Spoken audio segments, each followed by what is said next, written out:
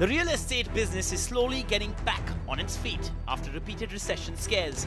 But take a look at some seasoned players and it seems like the market never slowed down for them.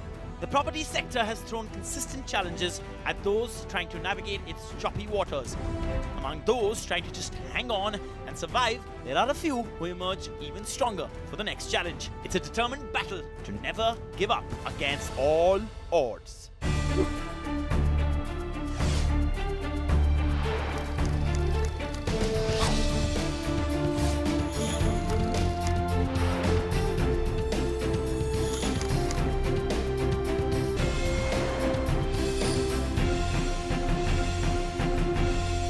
His rise to real estate stardom is synonymous with Bengaluru's rise as India's IT hub. Amongst the first few to actually catch and capitalize on that emerging trend of mega office parks is the Embassy Group. Jitu Virwani, chairman and MD of Embassy, has scripted a success story and kept the cash registers running in the toughest of India's real estate phase. Let's find out how. Expanding despite a real estate slowdown, Jitu Virwani's Embassy Group is best known for its sprawling tech parks. Virwani started working at his father's construction firm in Bengaluru while still in college. 10 years later, in 1993, he launched his own firm with $50,000 borrowed from friends. Post-liberalization, multinationals in India were expanding furiously and were looking to lease integrated office parks to run their operations. He was among the first to realize the potential of this trend, and in 2002, Embassy began constructing its first ever business park, a 65-acre Embassy Golf Links. Today, thousands of employees from over 150 MNCs and blue-chip companies like Microsoft, Goldman Sachs, Accenture and Mercedes-Benz work in its business parks in Bengaluru and Pune. Let's start at the very beginning. 2002, IBM said we would like to take some space with you. And I remember it was a tough time. You went to HDFC and said, look, I need the capital. I believe in this story. So tell me, when was this realization that this city has the potential to become a mega IT hub?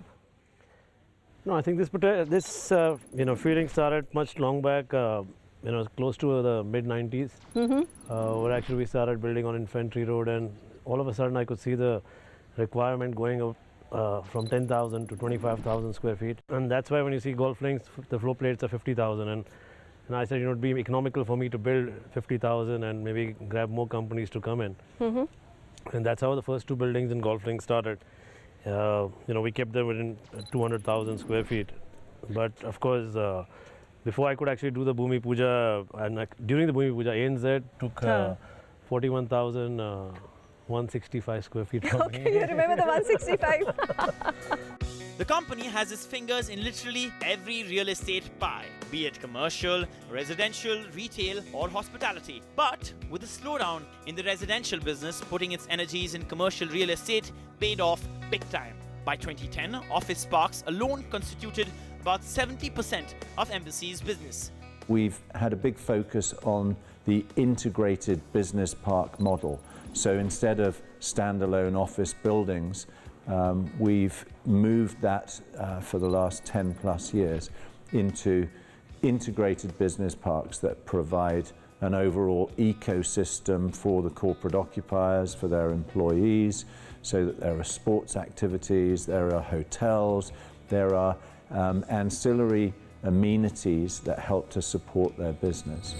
Virwani was also among the first to create a robust leasing business when developers mostly constructed, sold and moved on.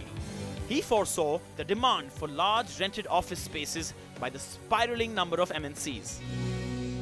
I think because of talent, because of infrastructure, and also because of the infrastructure providers, whether they are developers or the end user consumers and the investors who are willing to invest there, overall Bangalore has done well and will continue to do so. In fact, read an article which says that you're the land whisperer. You're able to actually catch the trends very, very early. 20 years?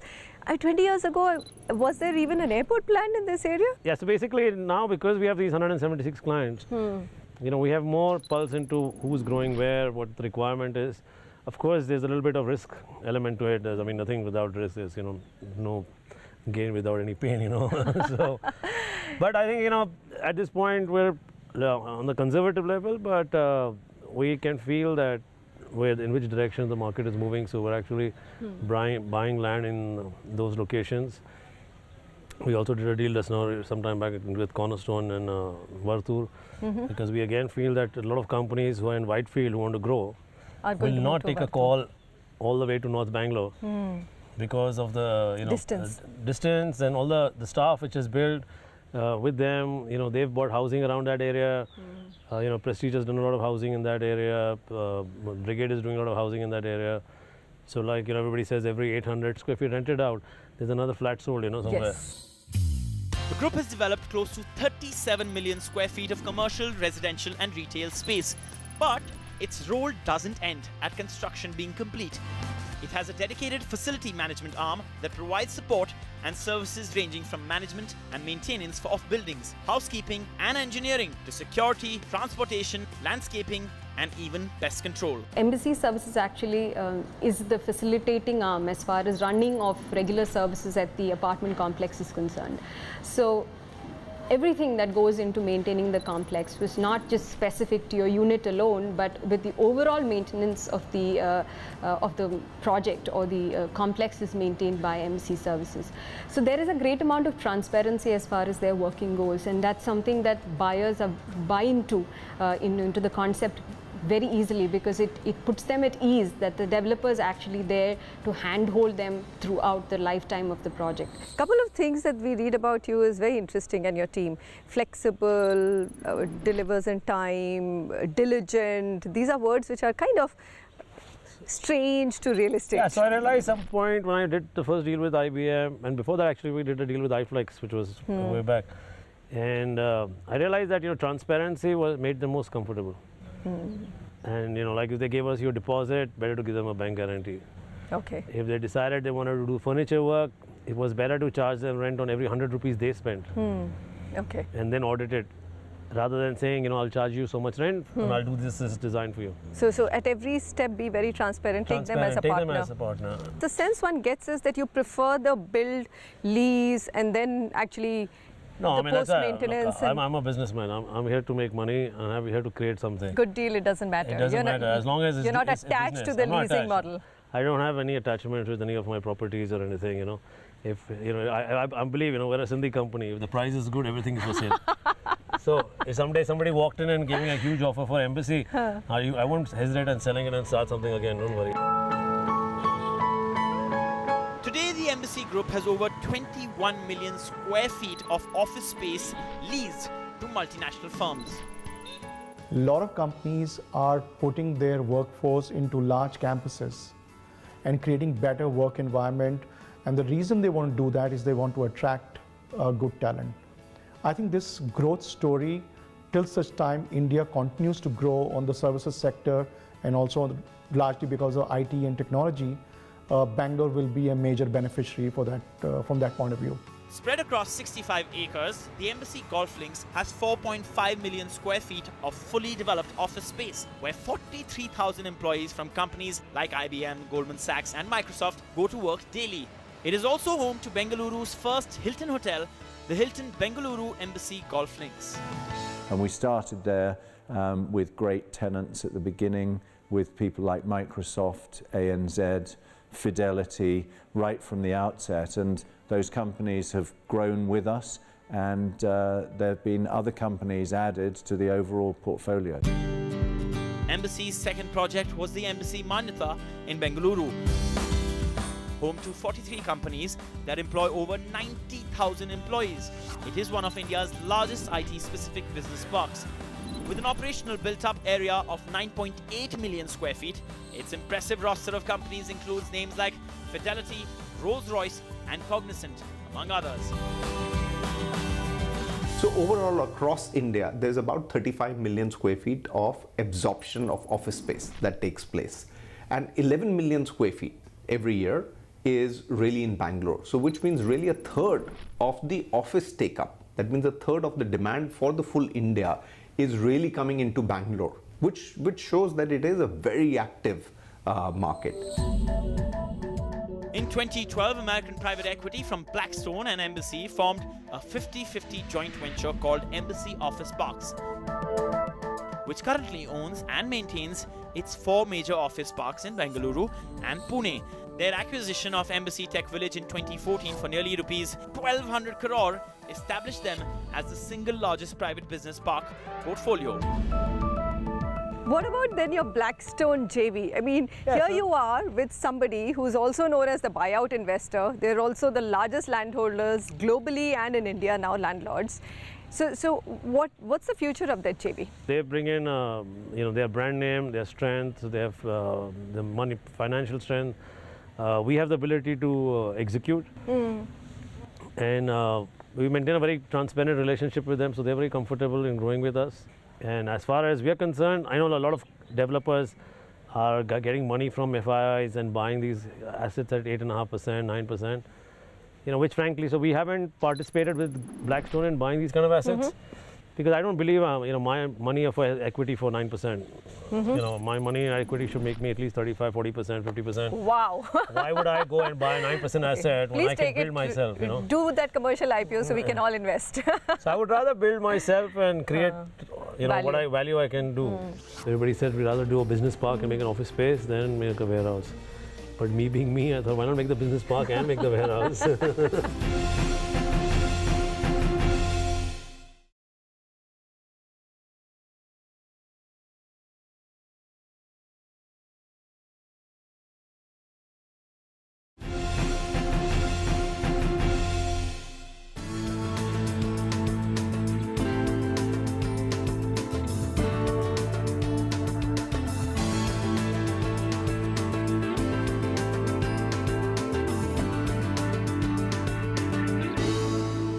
I'm curious to know about Embassy One. So when you took over CityView, did you really see value in that deal, Jitu, or did you actually take that property for stature and status? Because it was a long battle as well. One thing I can tell you something. People said you hijacked the deal. So let me tell you something, that Embassy will never make the largest mall, you already the tallest have building. declared yourself as a Sindhi and therefore money. So it has to make money sense. So frankly, it's a very misconception in the market that we bought it. Actually, we bought it very accidentally. We never realized that somebody else who was bidding for it hadn't paid for it for the last 7-8 months. Okay. So we discovered that accidentally. The second thing we discovered accidentally is our bid price was in the tender was 300. The other company's bid price was 550. Wow. So we thought there was no competition. Correct. So we just backed out of the deal. So you will find, and you can speak to a lot of developers in Bangalore, a lot of my colleagues, I will never chase anything. Okay. So this actually came into my lap by default because I had seen brochures from the company, everything. But then when I came to know in an accident meeting with Mr. Pai that he hadn't been paid for 7 months. Wow. So I decided to put money down. And especially when I realized the price was 350 now, not 550. Then it made sense. And mine was 300. Okay. So then it made sense. Your collaboration with WeWorld, I mean, do you think India is ready for that kind of a concept? It's already happening in the investor pads of the world of shared workspaces, but is that the big trend that you see for the future? Okay, so to be honest, as we speak, it hasn't happened, but we're in talks with them. And somehow Adam and his team have taken a good liking to my older son, Karan, and this was an idea actually Karan presented to us, to the company, 2 weeks before somebody from WeWork landed in Bangalore. So it was a strange coincidence. Okay.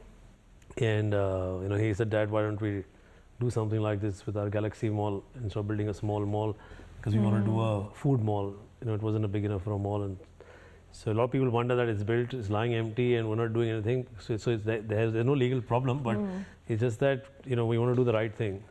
First, of course, when I heard at the pace they want to grow, I mean, I also thought, being I'm a little conservative than normally what people think. Really?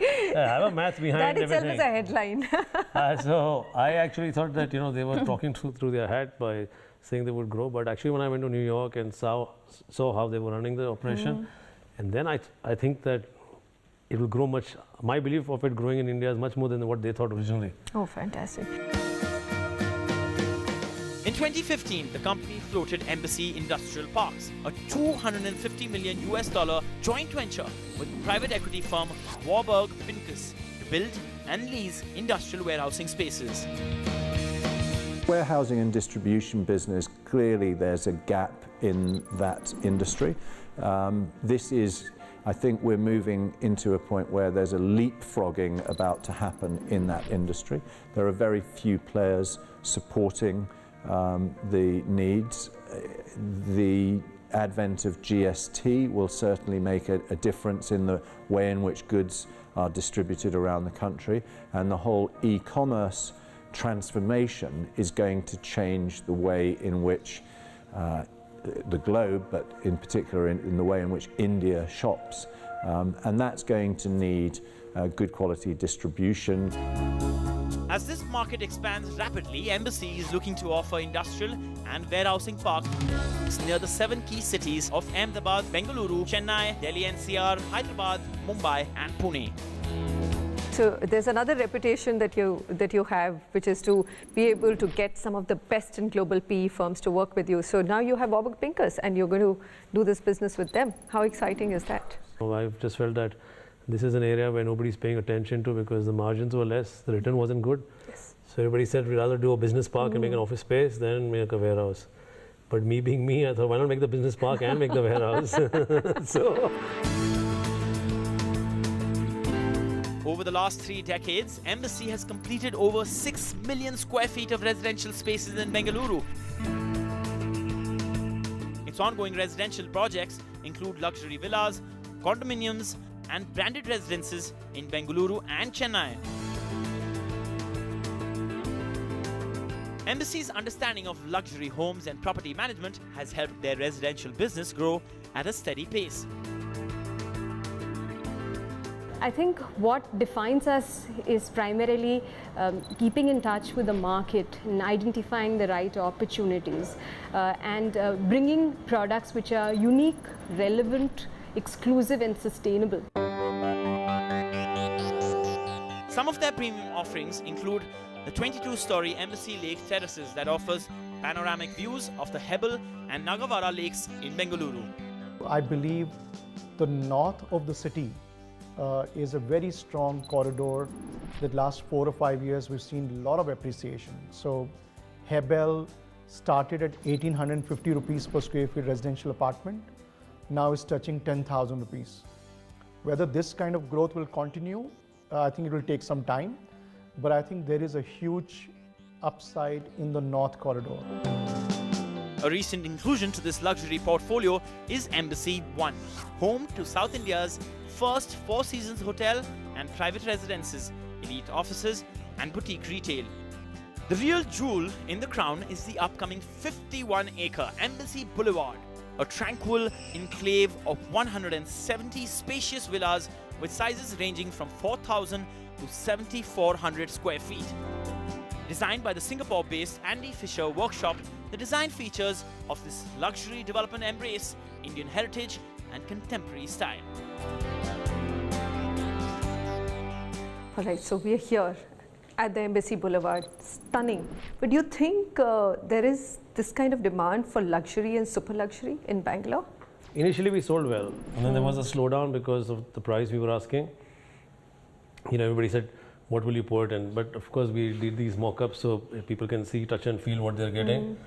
But over that time and now, everybody who steps in, you know, we're selling at 15,500. People come and buy. By the time they pay for the additionals, it costs them 17,000, 18,000. I mean, so now the guy who comes to buy is the actual user and he wants to pay and buy. The Embassy Group's contribution is much more than just making office buildings. Theirs is a legacy which shall be remembered for having contributed to the landmark evolution of India's IT and work culture. All this against all odds. Going forward, what is it that one thing you really want to be known for? No, I mean, I just enjoy everything what I do. So, I mean, that's, in fact, I just celebrated my 50th birthday in the Caribbean with some 100 friends of mine and came back with absolutely 6-7 days of wildest days in my 50 years of existence. No, nothing. I mean, I think at the end of the day, actually, I would like to be known from my business parks perspective. That's more closer to my heart. So that's a legacy you'd like to leave. Yeah, legacy I would like to leave. And you know, and fortunately so far all my kids, they're more keen into being in my business. So really, without me asking them to get involved, they have the urge to do the business themselves. Jitu Virwani, pleasure. Thank you very much Thank you for speaking to us. Thank you. The realty sector is under serious crisis, but a few players have withstood the slowdown. The Noida-based ATS Group is one such developer that has taken up the challenge. Catch Manisha Natarajan as she probes ATS chairman Gitambar Anand. Our customers actually sell for us.